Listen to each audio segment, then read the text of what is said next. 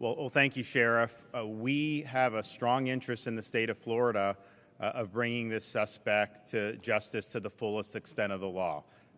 The state of Florida has the appropriate jurisdiction to be able to do that, to be able to bring appropriate charges that will lead to appropriate punishment.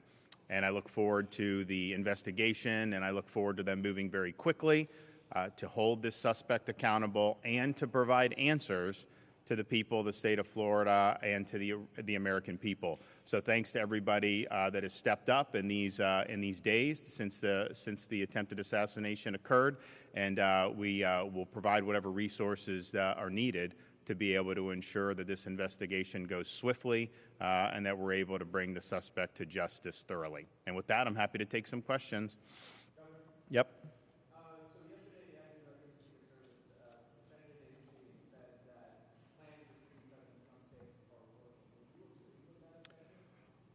Well, I look forward to what this investigation in the state will entail. One thing that I will say is when Donald Trump was president, I played golf with him at Trump International in West Palm Beach, great golf course. And when I played with him there was a lot of security. There was dogs sweeping the holes before and after. There was a big buffer. I don't know how many golf carts were traveling. So there was clearly a lot of security. But the one thing I noticed is that when you get into that fifth hole, jail's on the left, the green is in front, and then South Congress Ave is right beyond that where the tee box for the sixth hole, and the sixth hole is basically all on that fence line, and then the 7 tee boxes on the fence line. And so just me as playing partner, as a governor, just thinking about it, I was like, that is the soft underbelly from a security perspective. You can't not notice that when you're on that golf course. And so I think there'll be questions to ask. Clearly, the former president has said that he's very grateful for the Secret Service engaging this guy and preempting him from being able to take off a shot. And so we'll see how it was that this guy was able to burrow himself in the bushes for apparently 12 hours and how that came to happen. And I don't have the answer to that. Perhaps our investigation will be able to do. But as soon as I heard news, there was a little bit confusion. Maybe there was 2 different people shooting at each other that didn't involve Trump. Then it was like, no, Trump was the intended target. As soon as that was clear, I was like, I know exactly where on that golf course that would have been, because that is really the obvious weak point.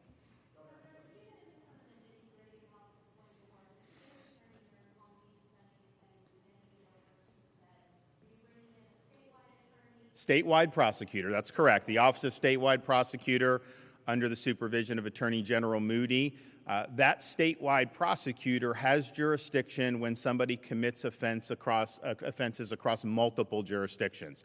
And so we know there were offenses. We have probable cause for offenses in Palm Beach and Martin, and we also think maybe Broward.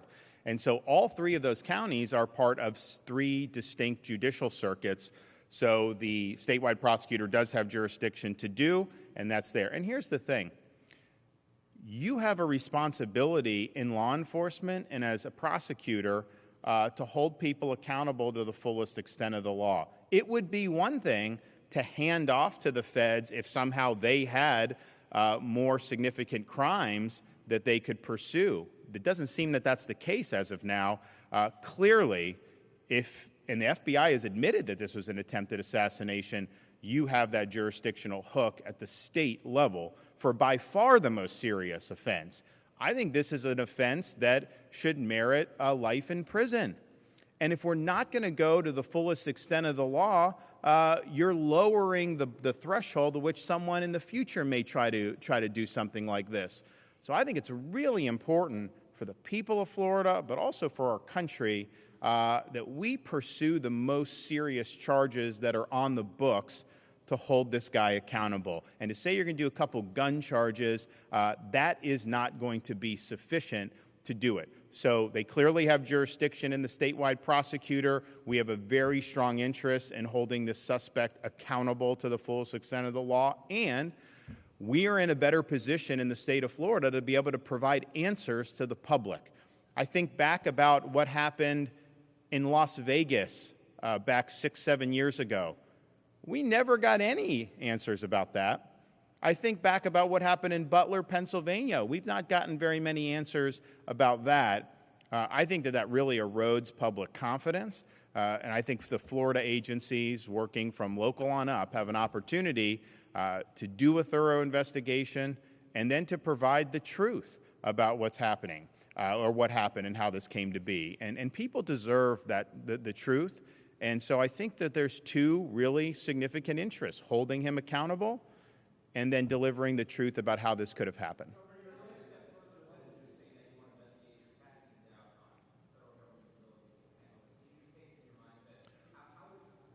Well, it's not a question of casting doubt. I'm going to answer you. So,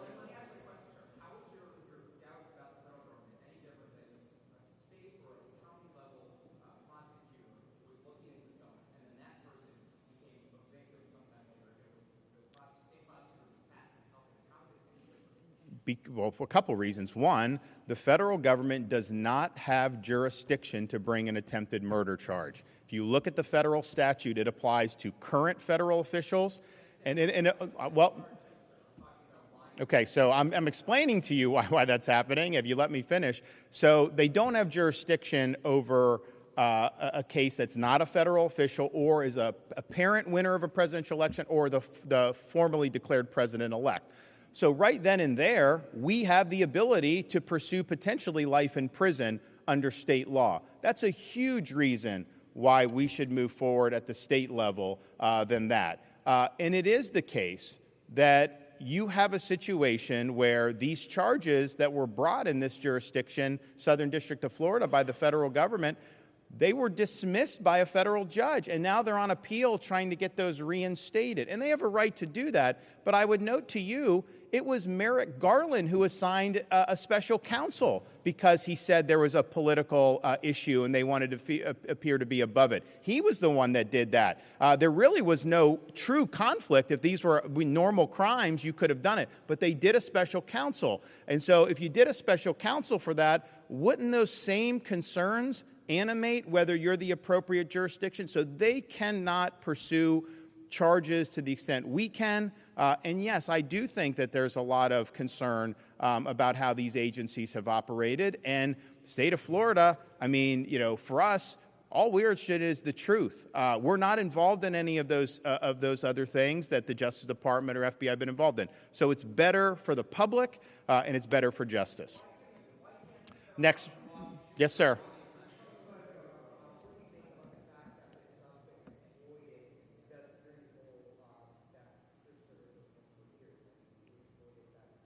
Well, that's what the investigation, I think, will show. Some people say, well, how would he have known to be there? But I think those of you who've covered the former president, when he is at Mar-a-Lago on the weekends, that is the number one place he goes. So it isn't like this was like a 1 in a million chance. On the other hand, this guy went at night, and it was not on any schedule that this was going to happen. It was more of a last-minute thing. And I don't even know that the club is open yet. I think they open in October. I know, in fact, I was talking with them a week or two ago. They did a lot of overseating. I think the course is going to be in really good shape. And he's like, you got to come down and see it. But I don't think it's even open for the members yet. So why would he have chosen now to burrow in to that? I don't know the answer to that question.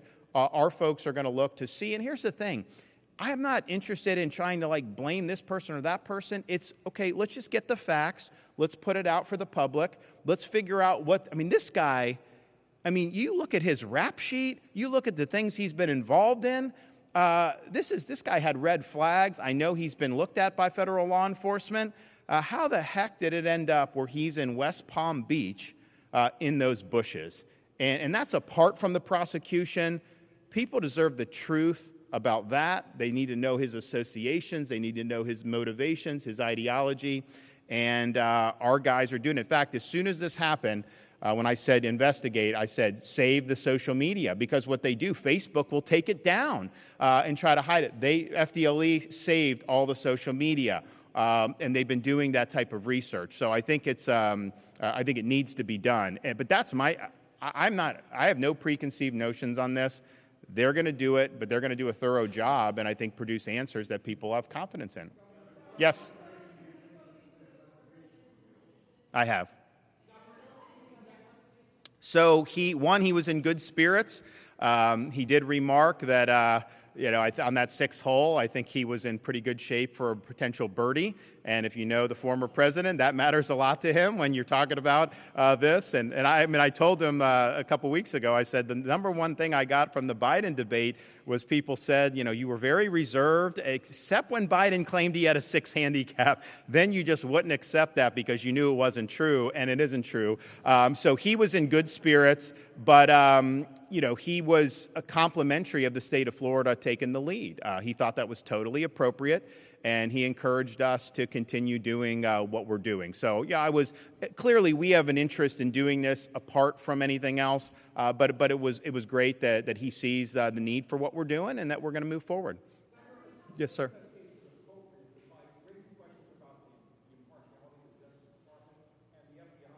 So here's the issue. They are trying to prosecute him in the Southern District of Florida. That's just a fact.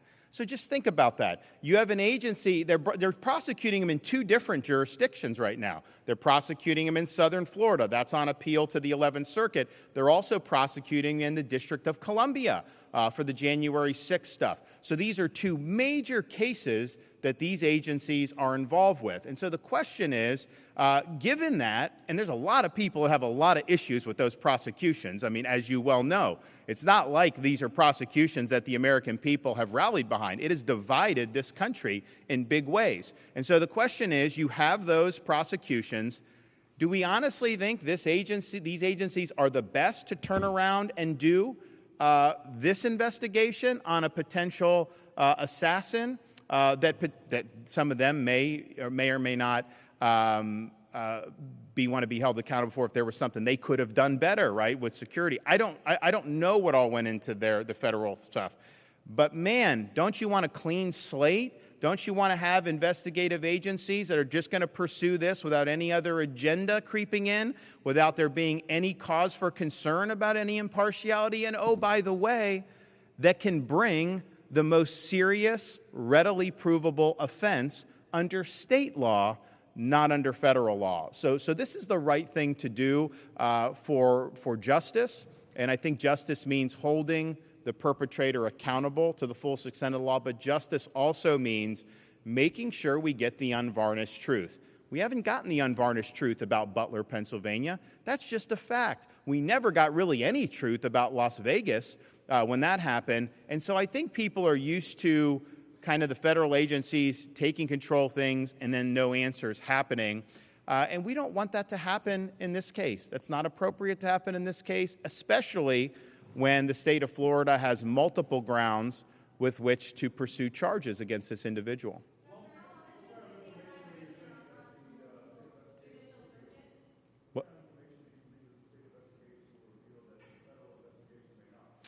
I think what will reveal, I think, is the important thing. What the state does is going to be made public. If you guys know who are from Florida, you can FOIA a lot of the stuff that's done in these investigations under Florida sunshine laws, and then they have a charge to be very frank and exercise candor with the public. I want the information to get out. I do not want any of the information kept under wraps. We're not a party to anything that happened in terms of the state of Florida government. We have been asked to help in the past on security, and we're always willing to do that.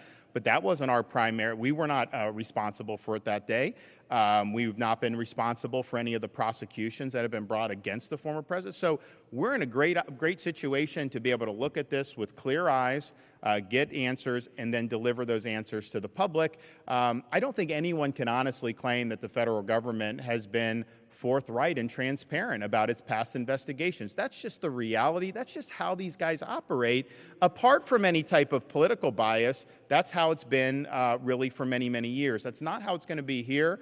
And so we'll cooperate with all agency or all levels of government, because I think that some of those gun charges may be appropriate to bring, but not to the exclusion of bringing a charge for something like attempted murder.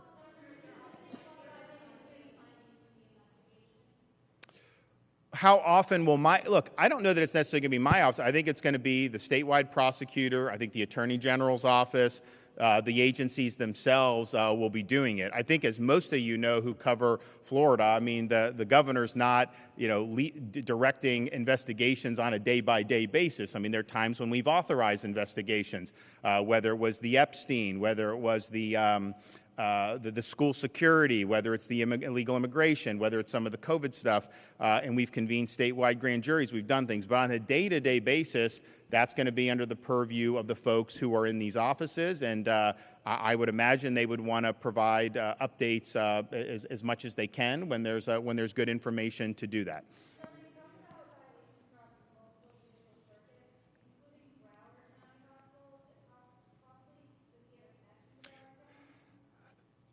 I don't know if he has a connection, but I think if you look, there was it expired tags or stolen tags?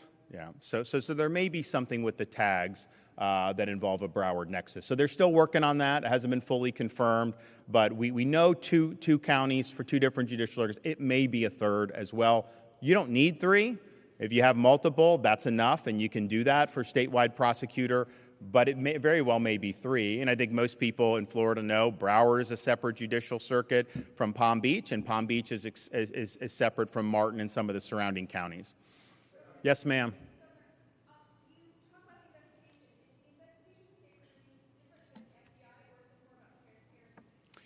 I think it's both. I think that we have jurisdiction under state law to pursue an investigation and prosecution under the most serious, readily provable offense, which would be attempted murder, which would carry a maximum sentence of life in prison.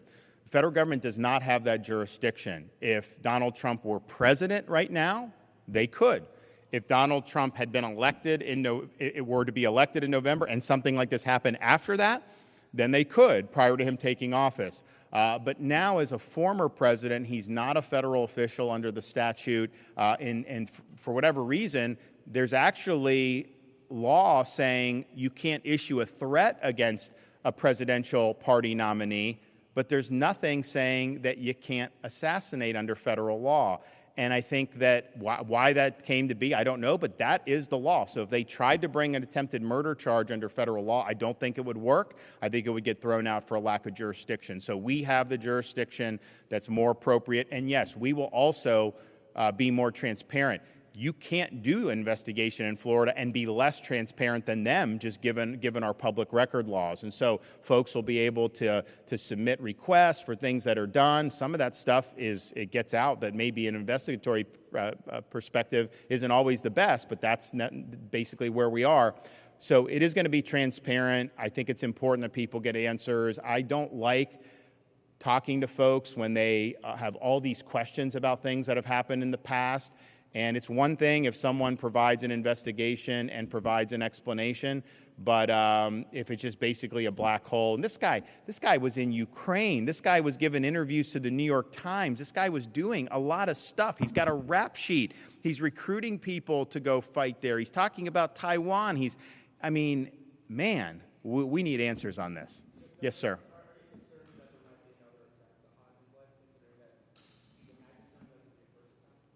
Of course I'm concerned. I mean, we have a climate right now which is not healthy for this country. And this has happened. I think it's gotten worse over many, many different years. But we are where we are. And I think the security is, of course, paramount. But the reality is, in 330 million people, you're always going to have people that are nut jobs, right? And that's why you have security here at Palm Beach County Sheriff's Office. That's why we have it in the state capitol. But in this situation, I think it's heightened. I don't think that there's anybody that's in office or running for office that has the commensurate levels of threats that have been directed at former President Donald Trump. I think that's just a fact. And to have two attempts within a 2-month period, I think that happened to Gerald Ford back in the 70s, but that's not something that's happened very often in the history of our country.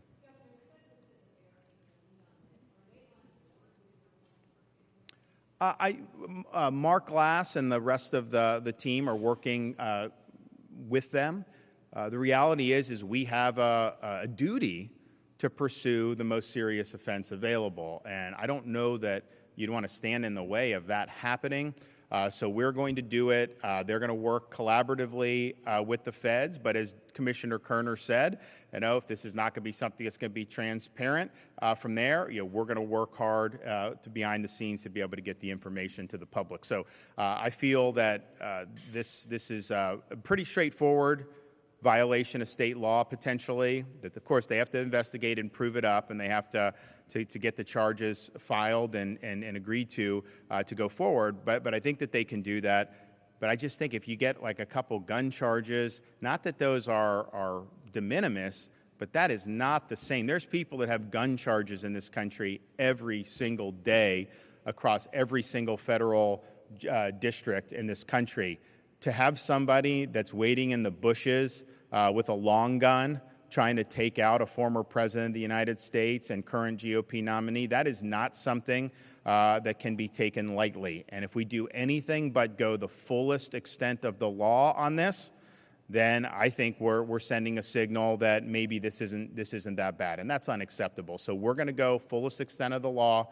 I have confidence in Attorney General Moody and her team to be able to get the job done. And so we'll have more information as the investigation unfolds. And if it does lead, which I hope it will lead, to appropriate charges, those will be pursued at the appropriate time. Thanks, everybody.